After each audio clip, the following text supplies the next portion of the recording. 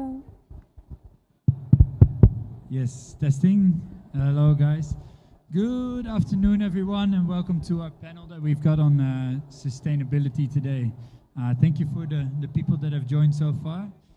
Maybe there will be some more people that will be joining us, hopefully. And thanks for the introductions as well, Ben. Okay, so today we will be really talking about sustainability, but mainly how people can affect the choice in sustainability from a consumer's perspective. So we've got Nadia, who is from Tangle Island Conservation, together with a resort, where a lot of the funding comes from a resort, for example. And then we've got Alvin from Reef Check Malaysia, who's really training citizen science to be taking part of sustainability and the solution. And then we've got Martin from Dynamic North, representing basically the scuba brands that we have in that as well, and how the sustainability can be brought forward for consumers' choices. So, and I think that, Martin, maybe that's the first question that we can go to you straight away. So, okay. I think for the three of us, we're all from a non-profit conservation organization. Yes. You're from a for-profit conservation organization. Yes, I am. Yeah. Well, to answer your questions, there is so multiple things we can do in the industry to make sure to give the diverse community sustainable products. So what we do is, from the very beginning, we do a very intense research on raw materials. To give you an idea, most of our products we use in diving are made from plastics, but there is numerous different plastics. There are some more harmful and there is some less harmful.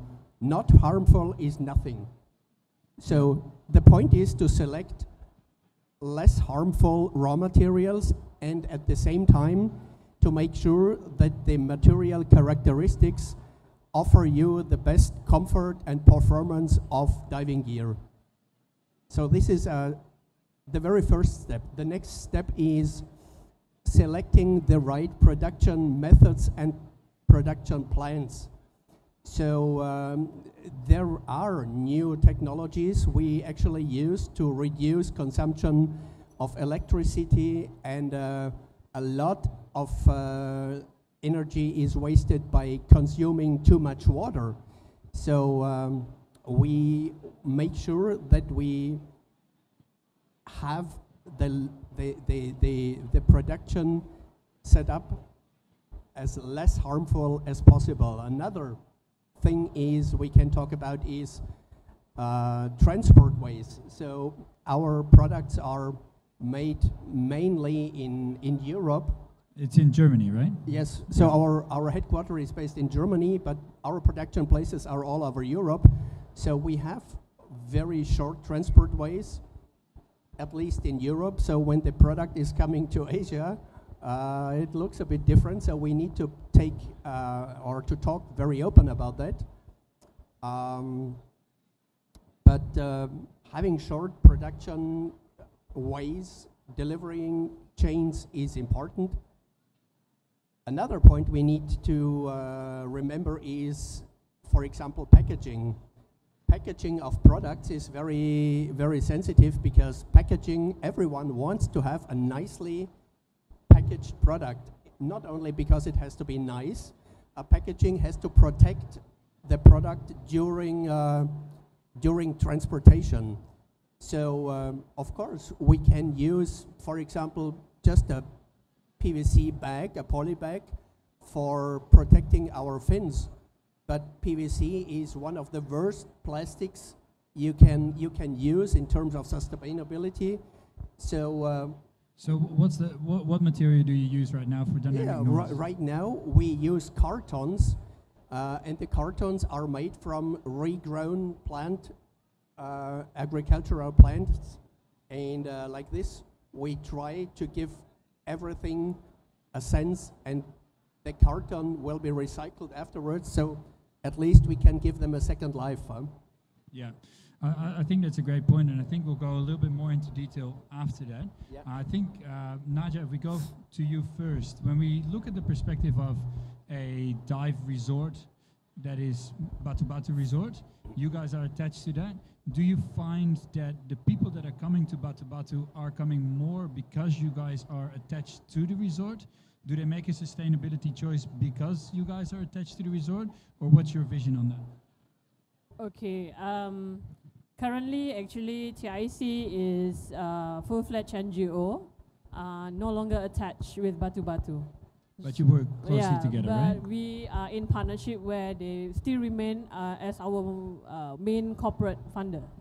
Yeah. Right. So by all means that we kind of like have stationed ourselves in few other side projects, not only in Tengah Island anymore, but the guests of Batu Batu still can experience our conservation work together with us. Okay. Like per se, they wanted to do a reef cleanup with us, they can join our program, or they can simply go to our conservation talk at the conservation center within the Tunku Abdul Jalil Conservation Center.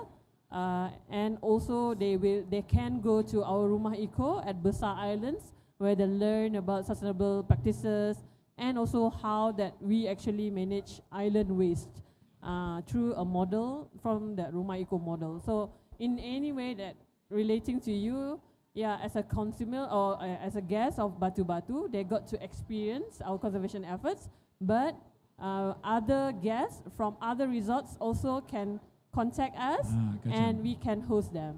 So it's not only anymore attached to Batu Batu. Yeah, no longer. But do you find that there's people that are coming, for example, to the island for the reason that you guys are there as well? So they make the choice to go specifically to a resort that is accessibility to you guys as well? Yes, it's like in a way that if you go to Batu Batu, because they are part of our main corporate funders, that it enables us to do more conservation work without like depending much on not only on like federal funds or like a regional funds. So we actually can do a normal day-to-day basis of monitoring by this corporate funding. So in a way that guests who stay in BB contribute to that.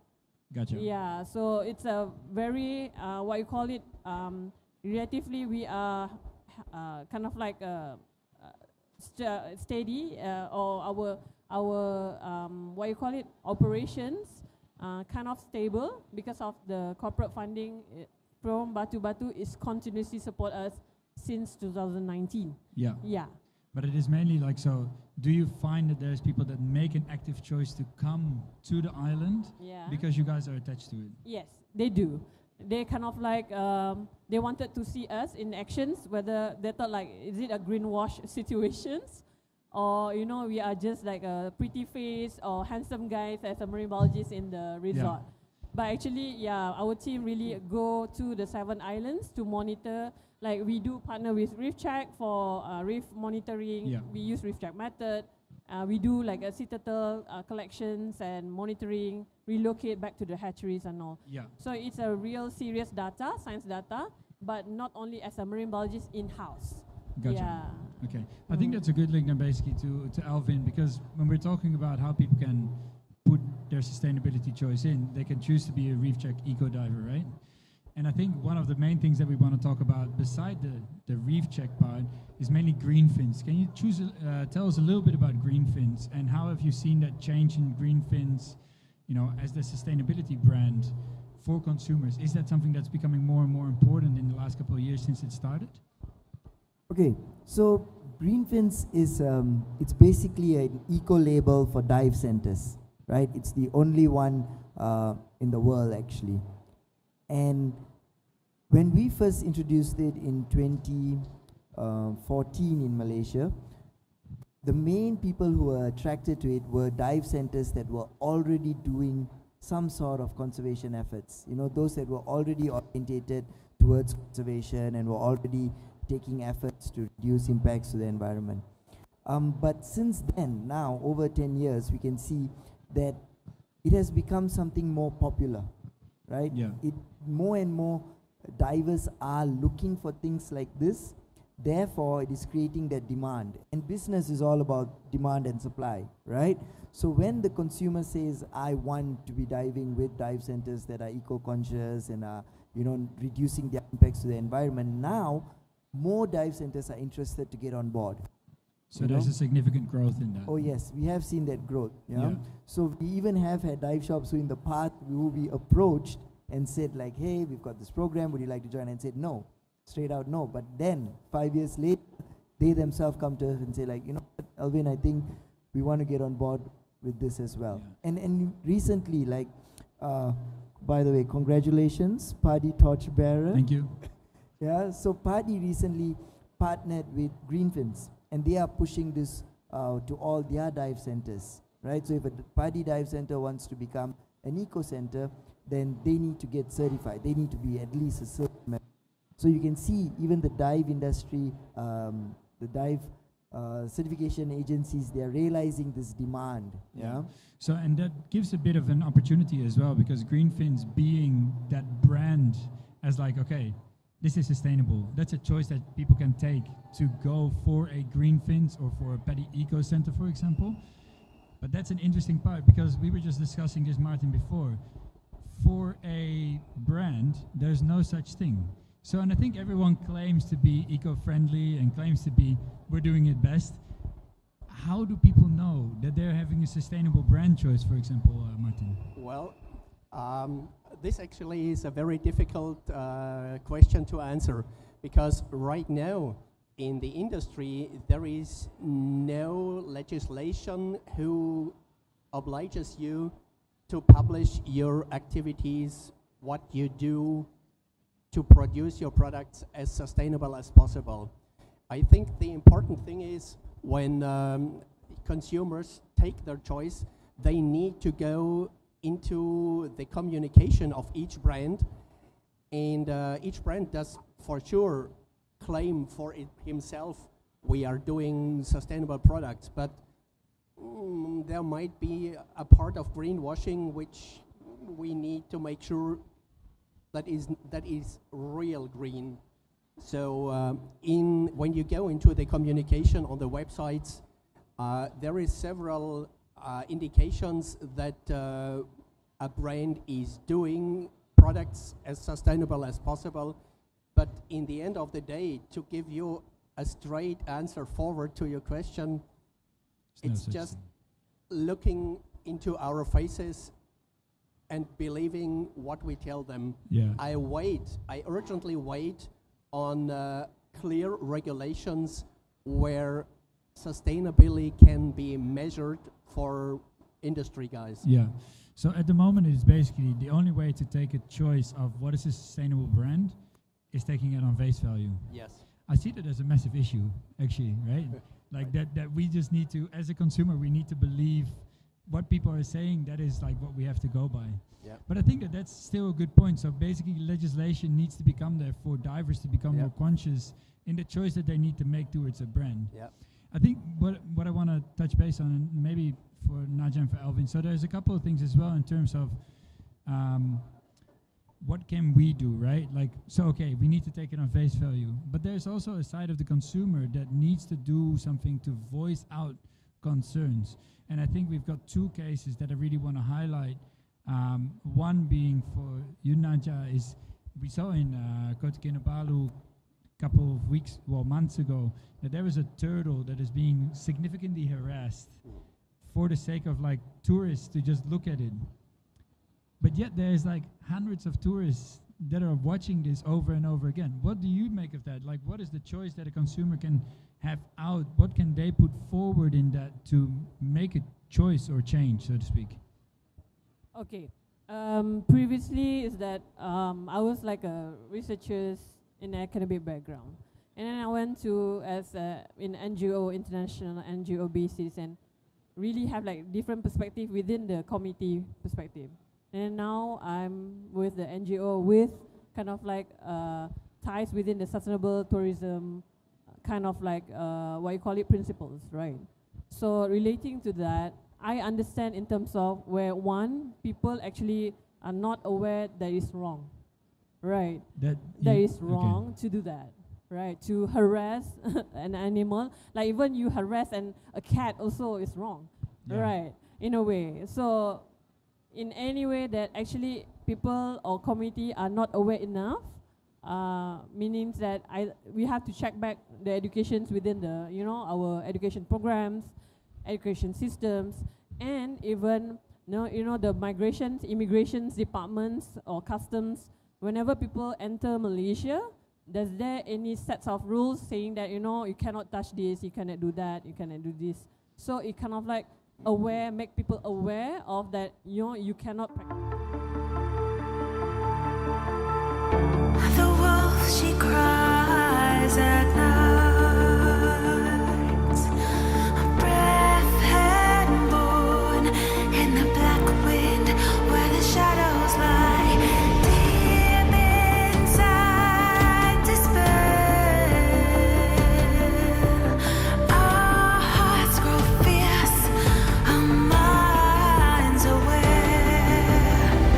We carry on, oh, we carry on, carry on. We carry on,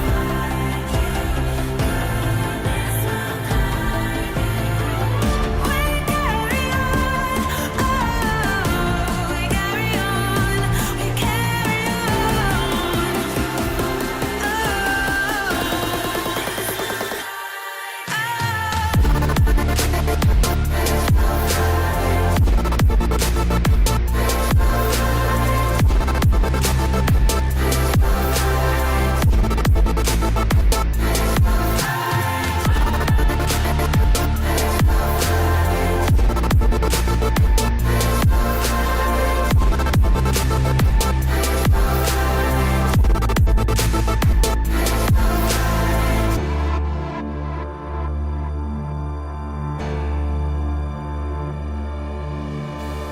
Can curb or manage the situations.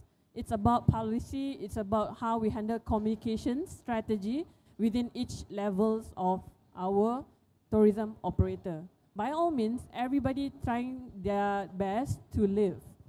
Yeah. But again, we as the regulator of the policy have to ensure that the operators know and kind of like agree to that policy Yeah. and can regulate it. But, yeah. but like now we're looking from a regulation Yeah, perspective, right? yeah. Like I'm trying to more see it from the consumer. So we're Oh. seeing a consumer, and it's a great answer. Don't get me wrong, but Yeah, exactly. we're as a consumer, right? Yeah. And we see something. Is the right thing to call it out on the dive boat right there and then?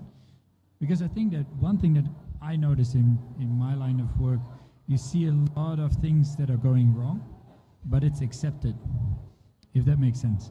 So I think that what I really want to make sure as a giveaway is like people do have the opportunity to do something about it. Yeah.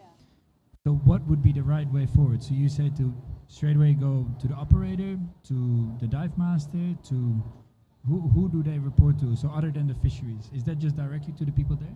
Actually, they also can complain directly to the tourism operator saying that I don't want to be involved with this kind of tourism service, or kind of like I won't come again, and kind of like I won't support your business and share it with my friends. In a way that people or the business owner will feel threatened that actually this is actually didn't making me more profit.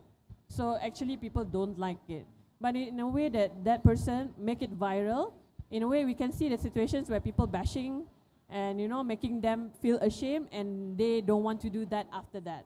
So it's like a two sides of the coins, whether it's gonna be good or you're gonna influence more tourism operator to do that, because of you can see within the comments there are people like it, like, oh, actually I want to touch the turtle. It's like in any Yeah. way, again, it's about awareness. What is the do's and wrong after Yeah. the event viral? What does the education part of it to make sure that citizens know that it's wrong, right? Understand. Thank you. Thank you. So I think there's a lot into it, right? Like there's an education side of things. A lot of people don't even know that it's wrong. Yeah. And I think, That's why. Alvin, I have to go to you on this one. So we have, for example, spearfishing, right? Spearfishing is a sport that is being accepted. It's sustainable because there is a choice in what you pick. But now there is a more coming trend that we see more often is spearfishing on scuba. Is that something that you think that is acceptable or non-acceptable? And what is the regulation inside of Malaysia for this? And what can a consumer do about this? So actually, spearfishing is in Malaysia. If you want to get involved in spearfishing, you must have a permit. The spear gun, even owning a spear gun, it comes under the Firearms Act, right? So that's the first thing. So most of the people who are out doing it in Malaysia don't have a permit, right? Number two, doing it on scuba is just, I mean, there's no sportsmanship in that, right? In many countries, yes, you're allowed to spearfish, but only on free diving, okay? And again, the problem is, what people tend to do is push the limit. You know, like, oh, okay, right, spearfishing, I don't have a permit, but I'm only going to do it on this island, first of all, okay. Then they are like, oh, well, I'm going to do it on scuba, but I'm only going to take the big fish, right? I'm being very sustainable. I'm only going to choose what I want to take. And then they're like, oh, I'm going to spear at this site. And then they end up in a tourist site. So I've had reports of people spearfishing on Tioman in Pulau Renggis, like one of the most important dive sites in the Tioman Marine Park, on scuba, right? So where do you draw this line? People like to say like, oh, it's sustainable, but when you're doing it on scuba, is it still sustainable? When you're doing it at a dive site, is it now a threat to the other tourists there? So I do not think this is something that is very logical to do. I don't think it's something that I would promote. If you want to do it, I would say, you know, go get the proper permits that you need to do it, and then make sure you're doing it at a site that isn't used for recreational activities.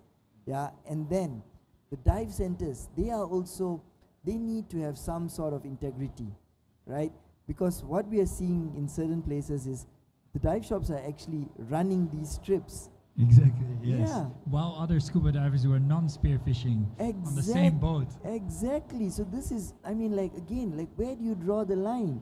You know, imagine if a diver, a tourist, got speared in Malaysia and killed. Imagine that headlines. Brit dies, got shot by spear gun in Tioman Island. Imagine what that would do for the entire dive industry on Tioman Island. Yeah. You know, so yes, it's very unsustainable if you're going to do it that way, right? It's not only about the fish anymore, it's now about the whole industry. It's about all the other dive centers in that place.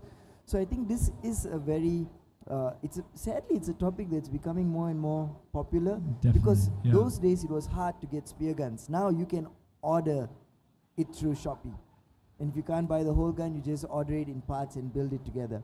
You know, so this is something that I think the dive centers need to put their foot down and need to decide, like, no, we are not going to entertain this, we are not going to do it, especially in tourism popular sites. Yeah. I think, Martin, do you want to add anything to that as well? Well, maybe I just share some experiences from a consumer side, because I'm diving a lot in different areas. So when I look into European diving sites, especially Mediterranean, there is countries where spearfishing is very popular, and there are countries where it is totally banned. So, for example, when you go spearfishing in Germany, first of all, it's illegal. And if you still do it, even if it's legal, and you have scuba divers around you, you will have a huge shitstorm against you. You will not do that again. I'm quite sure. Yeah. Yeah.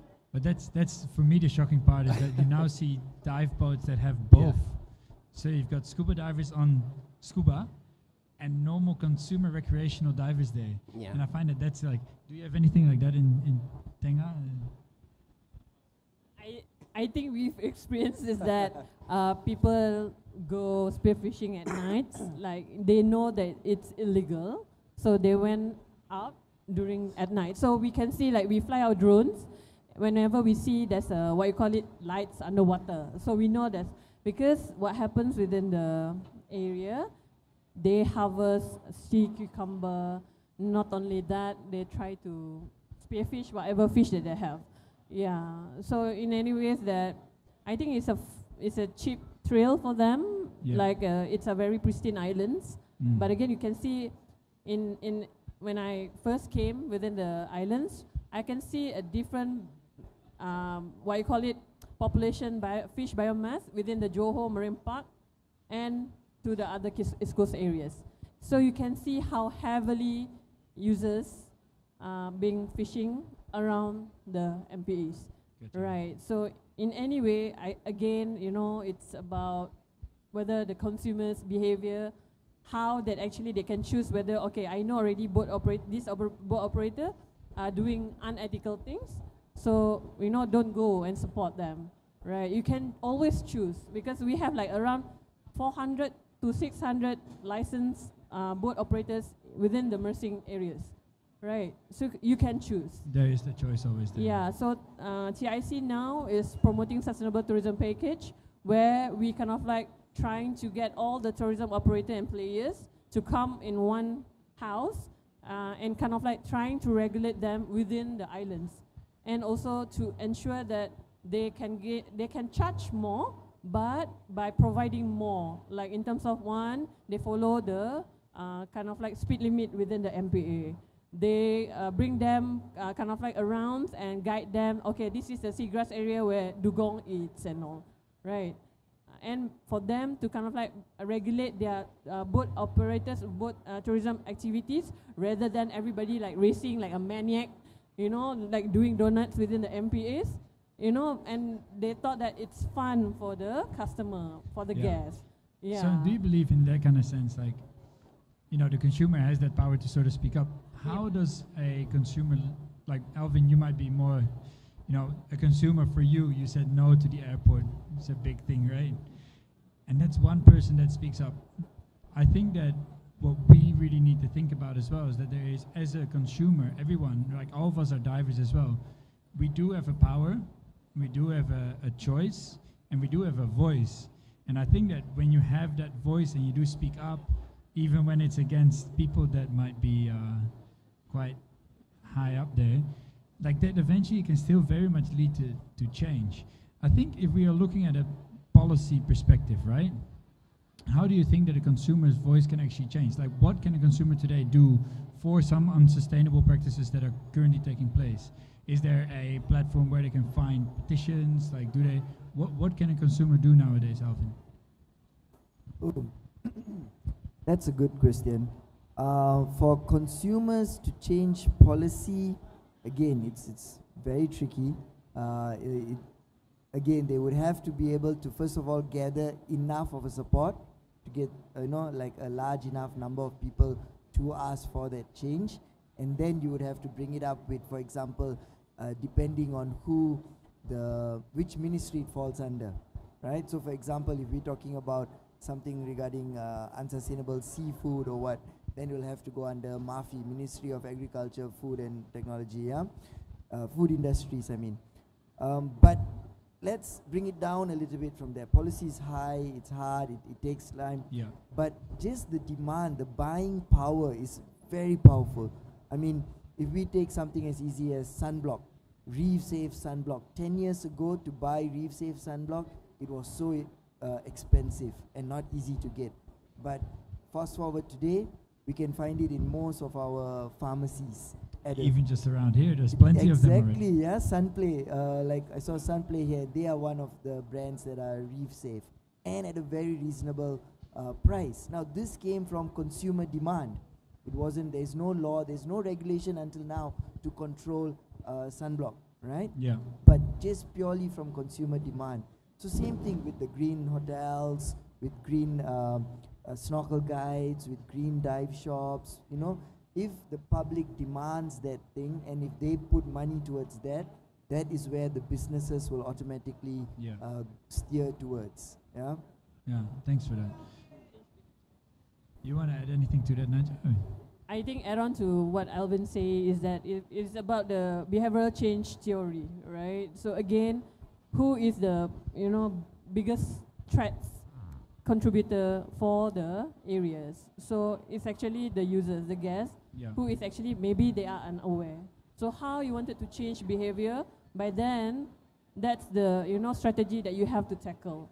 yeah, the consumer does have the biggest, what you call it, threats towards the environment, because if they are still supporting this unregulated tourism, unresponsible tourism operator, by all means, that actually they are also a contributor to this problem. So yeah, so there's need a specific strategy to tackle this behavior. On what level? Education, awareness, proper policy in place, permit, licensing system like Mythos immersing. If you wanted to go dive in that area, you have to be, certified divers and all, in a certain areas. And carrying capacity like Sipadan, only 100 people can dive within a week. How good is that? Yeah, so yeah, I really hope that other MPAs are taking that so that we can charge people more and protect our environment better. And they can, have a better experience. Like again, previous chat saying that without reef, you cannot dive. Without reef, how can you swim in a beautiful water, right? Yeah. What do you think is the power of social media that plays in all of this, like the sustainable choices and whatever? And I think when we go to you, Martin, particularly in the sense of like you're coming from a for-profit brand that chooses sustainability. That's a hard choice, right? Like it's a hard choice, but for us it was a very logical consequence, even when we get started, because the brand was founded in 2018, so we are a young brand, and to make sure that our brand has a future, we have to make sure to work in a sustainable way, because otherwise there is no future. So, and you're asking about social media. Social media is a very, very important instrument to communicate and to educate. So I come back to education, because everything is depending on educating the people what to do, what not to do, what is ethical, what is respectful to the nature. So it's a very important channel for us to communicate. So the essence is for us that we know that our oceans are eternal and we love our oceans, and let's protect what we love. That's it. Yeah, and I think that the power comes there as well. It's like every individual has a change, so to speak. So it's like, the saying of like, okay, a lot of people say it's like, well, it's only one person doing it. It will not make a change. But I think that as one person speaks up and more people speak up, and it becomes like not a movement, it's maybe a big thing, but you can really get a lot of achieved with these kind of things. And I think that social media is a massive part in that, particularly when we see, sorry? Hey, 6:15, right? 6:15? Not. Okay. Well, apparently not 6:15, so we're just gonna cut it here now then. Okay. So, okay, if you all have one or two sentences to give away of how people can make an influential change as a consumer, one or two sentences, because we don't have more time. Yeah, well, again, so what I said before, it's really one of our incorporated things. That means, in general, let's protect what we love, and the best thing to communicate is by educating the people, and never stop educating. In the very beginning, that's maybe a few guys just following the rules, but they are getting more and more and more. Just don't stop communicating. Yeah. Alvin? I would say do your homework and choose the businesses that you want to support, right? Okay. Thank you. And as for me, as a consumer, you hold the money, you choose right, and then at the end of the day, you want your money to actually eventually save the environment. So you can go back to that same pristine environment and enjoy that environment. Yeah. Fantastic. Thank you very much. All right, so we're gonna call it quits now because we don't have more time, apparently. So thank you very much all for joining it. So we've got Dynamic Nord with the beautiful booth just behind here. Naja and Alvin and myself, we're all at the pavilion behind here. If you want to know more, because we do have more to say and there is more to talk about, come and find us there and we'll have a chat about it. Thank you very much. Yes. Robin, thank you, Robin. And of course, thank you to all our panelists. And of course, that was the last presentation for the stage. And meanwhile, coming up shortly, we're going to have the lucky draw, yeah? So we're going to have 20 draws. And to those of you who are present right here, please come forward toward the main stage as the lucky draw segment is going to commence in a few moments from now. And once again, a very good evening to all visitors. Welcome back to the 19th Malaysia International Dive Expo 2025. Thank you.